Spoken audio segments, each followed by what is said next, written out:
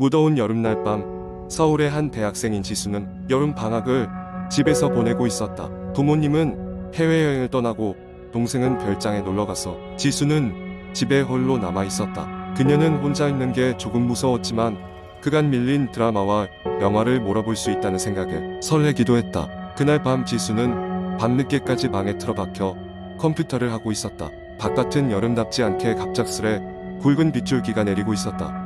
천둥 소리는 멀리서 우렁차게 들려왔고 번개가 칠 때마다 방의 커튼 너머로 섬광이 번쩍았다. 그녀는 신경 쓰지 않으려 했지만 빗방울이 창문을 두드리는 소리는 점점 더 크게 들려왔다. 그때 지수의 핸드폰이 울렸다. 낯선 번호로부터의 전화라니. 오늘 날씨 때문인가? 그녀는 잠시 망설였다가 전화를 받았다. 전화를 받자마자 들려오는 소리는 아무 말도 하지 않았다. 대신 숨소리만 희미하게 들렸다. 그녀는 불안한 마음에 여보세요? 라고 몇 번이고 물었지만 응답은 없었다. 섬뜩한 기분에 전화를 끊고 말았다. 그 후로도 몇 번이나 낯선 번호로부터 전화가 걸려왔지만 이번에는 받지 않고 곧바로 거절했다. 심장이 두근거리기 시작한 그녀는 방 안의 모든 불을 켜고서는 리모컨으로 TV를 켰다. 뉴스 채널에서는 오늘 밤 뉴스 특집으로 행방불명된 사람들에 대한 이야기와 심령 현상에 대한 특종을 다루고 있었다. 최근 몇 주 사이 서울 일대에서 실종된 사람들이 발견되었습니다. 경찰은 현재 범죄와 관련된 단서를 찾기 위해 노력 중이며 뉴스는 끔찍한 사건들이 연이어 발생하고 있음을 보도했다. 지수는 그런 뉴스를 보고 나니 더 이상 방에 혼자 있기 무서워졌다. 갑작스럽게 식은땀이 흘러내렸고 그녀는 혹시나 하는 마음에 창문을 잠그고 현관문 자물쇠가 제대로 잠겼는지 다시 확인했다. 그리고 침대에 눕자마자 방의 불빛들이 갑작스럽게 깜빡이기 시작했다. 설마 정전이 되는 게 아닐까? 그녀는 베개에 얼굴을 묻고 불안한 마음을 다잡으려 노력했지만 불빛이 모두 꺼져버리고 방 안은 한 치 앞도 보이지 않을 정도로 암흑에 휩싸였다. 지수는 스마트폰의 손전등 기능을 켜서 방 안을 둘러보았다. 방 안은 여전히 조용했고 그녀 외에는 아무도 없었다. 그런데 갑자기 그녀의 스마트폰이 스스로 다시 울리기 시작했다. 액정 화면에는 아까 그 낯선 번호가 다시 떠올라 있었다. 불길한 예감이 들었지만 이번에는 확실히 무언가 확인할 필요가 있다고 느낀 그녀는 떨리는 손으로 전화를 받았다. 여보세요? 그녀는 조심스럽게 물었고 이번에는 차가운 목소리가 응답했다. 넌 혼자가 아니야.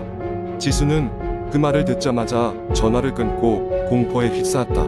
그녀는 당장이라도 이 집을 나가고 싶었지만 밖에서는 여전히 비가 억수같이 쏟아지고 있었다.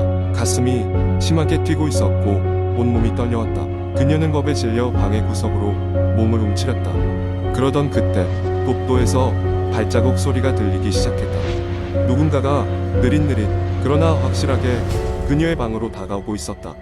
지수는 숨죽였다. 손전등에 불빛을 껐다. 문틈으로 비춰지는 그림자가 점점 더 다가왔고 손잡이가 서서히 돌아가는 소리가 들렸다. 지수는 두 손으로 입을 틀어막았다. 땀에 젖은 숨결 밖으로 드러나지 않도록 온 정신을 집중하고 있었다. 문이 천천히 열리려는 순간 갑자기 모든 불이 다시 켜졌고 집안은 정막으로 가득 찼다. 지수는 당장 경찰에 신고하려 핸드폰을 찾았지만 어느새 핸드폰은 방구석에 던져져 있었다. 용기를 내어 핸드폰을 집어들고 112를 누르려던 그 순간 창문 밖에서는 정체를 알 수 없는 실루엣이 지수를 바라보고 있었다. 두 번째 이야기. 한국 인터넷에서 흔히 볼 수 있는 공포썰은 대개 일상 속에서 시작됩니다.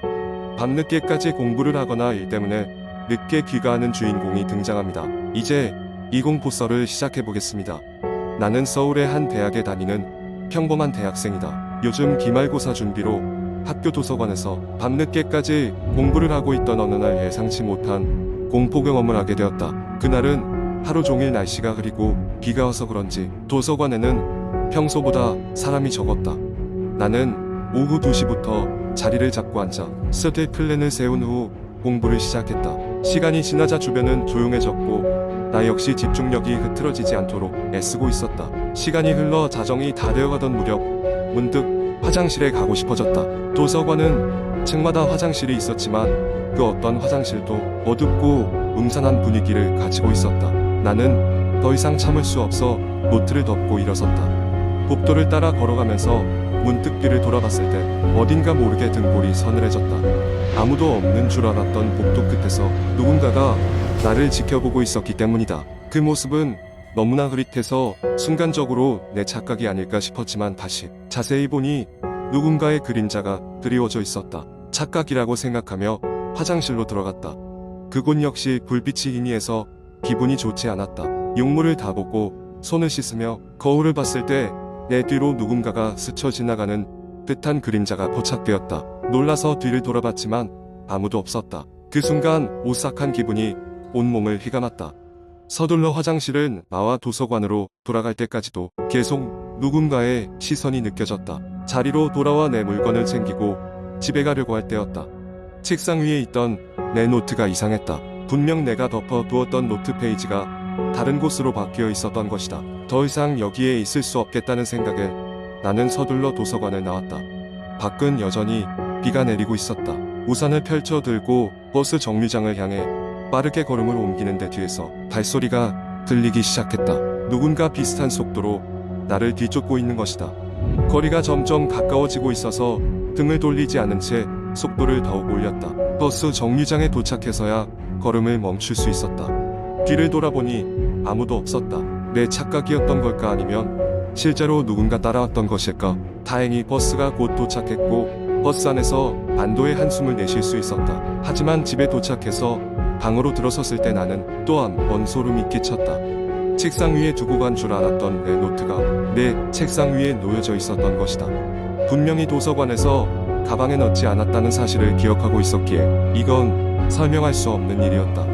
그 후 나는 그 노트를 학교로 가져가지 않았고 기말고사가 끝날 때까지 도서관을 가지 않기로 결심했다. 그날 이후로 오랜 시간이 흘렀지만 여전히 그날의 기억은 내 머릿속을 떠나지 않는다. 이상하게도 누군가 나를 지켜보고 있다는 느낌은 사라지지 않고 매일 밤 찾아오곤 했다. 때때로 그때 그 모습이 거울 속에서 혹은 어둠 속에서 어렴풋이 보이는 것만 같은 착각에 휩싸이곤 한다. 아무도 믿지 않겠지만 그날 이후로 내 일상은 완전히 달라졌다. 아직도 그 노트는 내 방 어딘가에 있지만 나는 감히 펼쳐볼 용기가 없다. 도대체 그날 밤 나를 다가오던 그 그림자는 무엇이었을까? 그 노트를 통해 뭔가가 나에게 말을 걸려고 했던 것일까? 나는 아직도 그 답을 찾지 못했다. 세 번째 이야기의 한겨울에 날씨가 매섭던 어느 날 대학생 민재는 오랜만에 친구들과의 술자리를 위해 서울 외곽에 있는 작은 펜션으로 향했다. 그곳은 한적한 산골에 위치해 있었고 친구들과 오붓한 시간을 보내기에 딱 맞는 장소였다. 민재를 포함해 총 5명의 친구들은 차를 렌트해 펜션으로 향했다. 눈이 소복이 쌓인 산길을 달리며 그들은 도심 속에서 쌓인 스트레스를 풀 생각에 들떠 있었다. 펜션에 도착했을 때는 어느덧 해가 지고 있어 주변은 어둑어둑해졌고 눈 덮인 산은 그 자체로 음산하게 느껴졌다. 친구들은 얼른 짐을 풀고 저녁 준비를 했다. 민재는 주방에서 음식을 준비하는 동안 나머지 친구들은 거실에 모여 앉아 이야기꽃을 피우고 있었다. 다 같이 저녁을 먹으며 그동안의 근황과 웃긴 이야기를 나눴다. 식사가 끝난 후 한 친구가 무서운 이야기를 해보자는 제안을 했다. 민재는 겁쟁이였지만 친구들이 하나둘씩 자신의 경험담과 괴담을 풀어놓자 긴장감 속에서도 재미를 느끼기 시작했다. 친구 중 한 명인 수민이 낯선 동네에 우물에 관한 이야기를 꺼냈다. 이 근처에 오래된 우물이 하나 있는데 그 우물에서 밤에 울음소리가 들린다는 거야. 이 지역에 사는 노인들 말로는 우물에 빠져 죽은 여자의 원혼이 밤마다 울면서 사람을 찾는다고 하더라. 모두가 숨죽이며 이야기를 듣던 그때 갑자기 펜션의 전기가 나가버렸다. 칠흑같이 어두운 실내에서 친구들은 순간적으로 얼어붙었다. 뭐야, 갑자기 왜 이래? 라는 말을 주고받으며 비상등을 켰다. 비상등의 희미한 불빛 아래 그들은 함께 펜션의 전기시설을 점검하기로 했다. 민재와 준수는 펜션 문을 열고 밖으로 나왔다. 차가운 바람이 그들의 뺨을 때렸고 두 사람은 후레쉬를 켜고 발전기가 있는 곳으로 향했다. 발전기실은 펜션 뒤편에 있었고 잘 보이지 않는 좁은 길을 따라가야 했다. 그 길은 마치 깊은 밤의 산속처럼 무서웠다.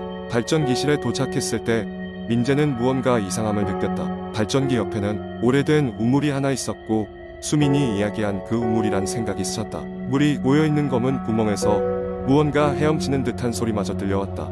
괜히 두려운 마음에 민재는 친구를 재촉해 빨리 돌아가자고 말했다. 다행히도 그것은 발전기의 간단한 문제였고 곧 전기를 다시 연결할 수 있었다. 펜션으로 돌아온 그들은 아무 일 없는 듯 다시 파티를 이어갔다. 그러나 민재는 계속 우물이 떠올라 마음이 불편했다. 파티가 끝나고 모두 잠에 들었을 때 민재는 이상한 꿈을 꿨다. 자신도 모르게 우물 앞에 서 있는 꿈이었다. 우물 속에서는 하얀 손이 그를 향해 나오고 있었고 어디선가 흐느끼는 소리가 들렸다. 갑작스러움에 놀라 소리를 지르려 했지만 목소리는 나오지 않았다. 그 순간 민재는 깨어났다. 침대에서 벌떡 일어나 보니 심장이 미친 듯이 뛰고 있었다. 꿈이 너무 생생하게 느껴져 다시 잠들기가 무서웠다. 화장실에 가기 위해 조심스럽게 거실을 지나는데 이상하게도 현관문이 살짝 열려있는 것을 발견했다. 아까 분명히 문을 잠갔었는데 이상하다고 생각하며 문을 닫으려는 순간 머리카락이 길고 바닥까지 늘어뜨려진 여자가 문 앞에 서 있는 것을 보았다. 그 여자는 슬프게 울고 있었고 민재는 순간적으로 몸이 얼어붙었다. 그녀의 시선이 민재에게 향할 때 그제서야 민재는 비명을 지르며 전력을 다해 방으로 뛰어들어갔다. 그는 문을 잠그고 이불을 뒤집어 쓴 채 벌벌 떨었다. 그리고 곧이어 다른 친구들이 놀라 방으로 들어왔다.